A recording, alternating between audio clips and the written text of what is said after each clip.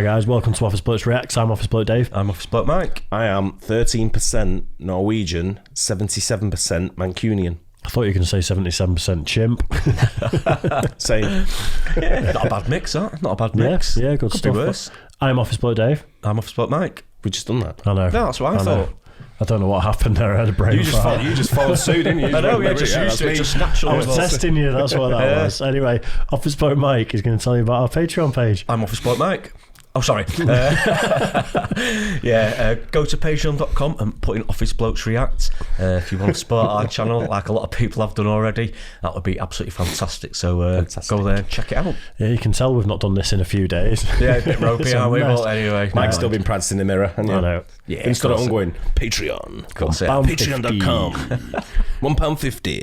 Office Bloke Daz on Instagram is going to tell you about our two other channels. We have Office Blokes Try. Sometime. We have Office Blokes Try, where we try stuff, and we have Office Blokes Podcast, where we talk shit for a bit. Yeah, good stuff. And we also have, if you head over to Facebook, The Office Blokes on Facebook. The Facebook. It's definitely going to help to follow us on all channels that you can, just because we had a strike. We got banned from the main channel for a week. A lot of people didn't know about it and thought we'd just disappeared off the face of the earth, but we did post on our social media. We're still here. We talked about it on the other channels and stuff. So if you like us, like and subscribe everywhere across the board, and buy merch. Yeah, why not? Anyway, so true stories about chimps. Just off the title, I was like, we've absolutely got to do this. Yeah. Did you ever listen to the Ricky Gervais podcast with Stephen Merchant and Carl Pilkington? No. They had monkey news on that, chimpanzee that, and it was great. And it was all like Carl Pilkington would bring ridiculous facts about chimps. Yeah. So that's why I think this is going to be, it's got to be good. I hope so, because I'll use it in the pub later. Yeah. Well, we'll get straight into it. Plus Sam O'Nella and Sam O'Nella Academy. Funny. Amazing. Great videos so far. So yeah, we'll do it. True stories about chimps.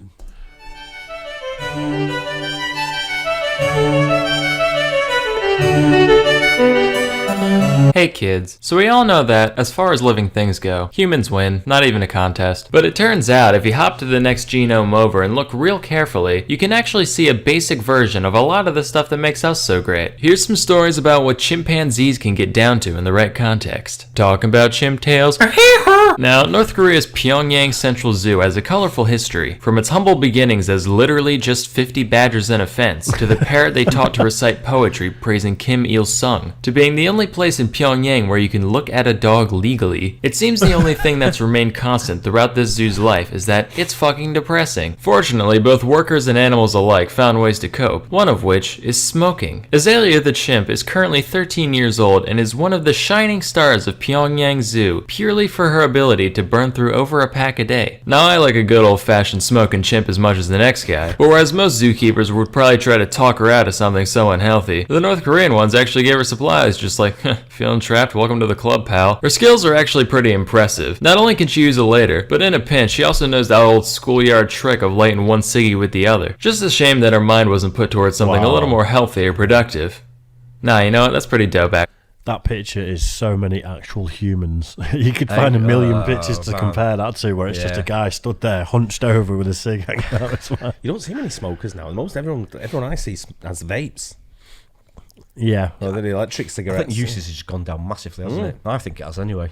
It definitely puts me off people, like when I've been chatting to girls and smoking and stuff. It's like, I'm out. Yeah, not nice, is it? Yeah. Well, I'm yamming a burger. And I'm like, you're being unhealthy smoking. And ginger. Yeah.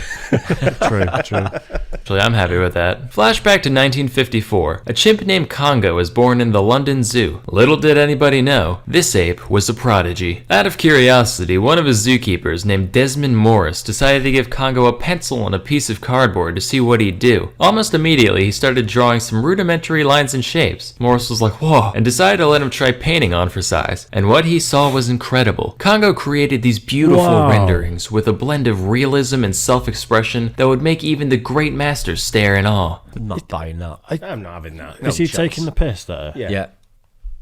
That's Gotta be. Dave, come on. I'm just fucking with you, they're garbage. But Thank God for that. Talk about gullible. They're clever. They're clever. Not that fucking clever. The Earth's round as well, They're you know. painting fucking pictures like that one before. Fucking hell. All right, you got me. I'm more of a modern art guy anyway. This is more up my street. Non-human, there's still something to be appreciated here. Congo had at least a very basic sense of composition. Like, you can see there's some balance to the images. Matter of fact, when his handler would make shapes on one side of the page, Congo would deliberately mark up the other side to maintain some kind of symmetry. He also had an artist's sense of self-entitlement, because whenever his owner tried to take away a picture before Congo thought it was finished, he'd literally go apeshit, all throwing a fit and screaming till they gave it back. But hey, painting done by a chimp. You know who likes pointless novelties like that? The incredibly rich. In 2005, 3 of Congo's paintings were up for auction next to works by 2 obscure little artists known as Andy Warhol and Pierre-Auguste Renoir. And while the 2 actual artist pieces went completely unsold, these 3 beauties got picked up for the scant price of over $25,000 US. And the guy was like, wow, I felt something for a second there. I really like the watermark on this, by the way. Like, this is my painting done by a chimp. Anyway, next we have this beast called Washoe. Washoe was the first non-human creature to learn to communicate through sign language. That's right, eat shit, Coco. Prior experiments in chimp communication had attempted to teach him some basic spoken language, but after realizing that chimps are physically incapable of making most of the noises we do, they decided signing would be the better option. Washoe was raised in an environment similar to what a human child would experience, complete with toys, clothes, chores, and even being allowed to sit at the dinner table, in spite of what the Bible clearly says about that. The scientists raising Washoe made... Thou shalt not have din-din with chimpies. Come on. Sit at the dinner table, in spite of what the Bible clearly says about that. The scientists raising Washoe made sure to only communicate in American Sign Language around her, in the hopes of establishing a true conversational rapport. Initially, they took a traditional Pavlovian approach by rewarding proper use of a new sign with food and tickles. But there were a couple problems with this. Firstly, the simple action reward setup meant that Washoe didn't have to really understand the words she was signing, the same way a parrot saying I love you in a YouTube video always does it with those cold, unfeeling eyes. Secondly, Washoe would break into a laughing fit whenever they tickled her, to the point where the lesson would be essentially over. So the researchers abandoned this and instead just let her learn through observation of her caretaker signing, with much better results even in the total absence of reward stimuli. And the only downside was that the job title of designated chimp tickler ceased to exist. In total, Washoe learned around 350 individual signs in ASL, and she'd even use these to formulate novel phrases for new objects. Like one time she wanted to talk about a thermos, but didn't know what a thermos was. She goes, metal cup drink. Hey, scat!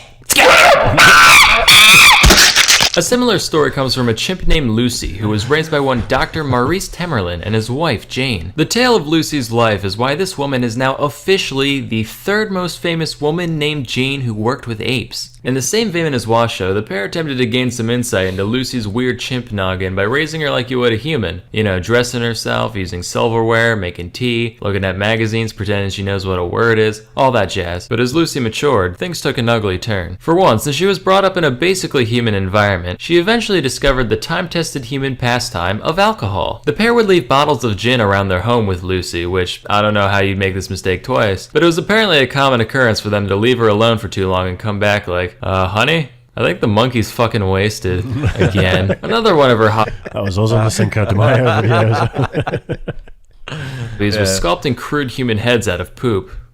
Her own poop, to be clear. They also left some copies of Playgirl magazine around for Lucy to flip through, which she became very fond of. So fond, in fact, that she was caught multiple times, having relations with the vacuum cleaner. I don't understand the mechanics of it, because no source I found ever went into detail, and believe me, I wanted to know as much as you do. All I know is that, all things considered, some pretty exemplary tool use there. So the pair saw this and they were like, alright, we gotta get this chimp laid, and fast. But the problem was, Lucy was conversing with people, eating with people, flicking the old chimp bean to people. So it's not a stretch to think that Lucy thought she was people. So imagine you're people, and you get thrown into an enclosure with a full-grown, horny male chimp. You'd have a fucking panic attack. And that's just what Lucy did. As the years went on, Lucy got more and more violent, regularly trashing the place to get out the frustration of not being able to comprehend what was so fundamentally unnatural about her existence. Finally, the couple had had enough and decided to take Lucy to a primate rehabilitation center in the Gambia, with the hopes that she could be forced to acclimate to primate life. She could barely cope with it at first, getting real depressed and hardly associating with the other apes. Which you'd be depressed too if you had to give up a life of American luxury complete with booze and vacuum vacuum fornicating to go live with chimps in the wild. But with the help of a graduate student named Janice, Lucy eventually came to accept her fate, and although she'd never mate with another of her kind, she ended up getting along with her troop well enough. About a year after leaving the rehab center, Janice came back to visit, and Lucy gave her a warm embrace before waddling back to the rest of the chimps. Aww. Then Lucy got poached like a fucking egg, which kind of puts a damper on the whole happy ending, but you know,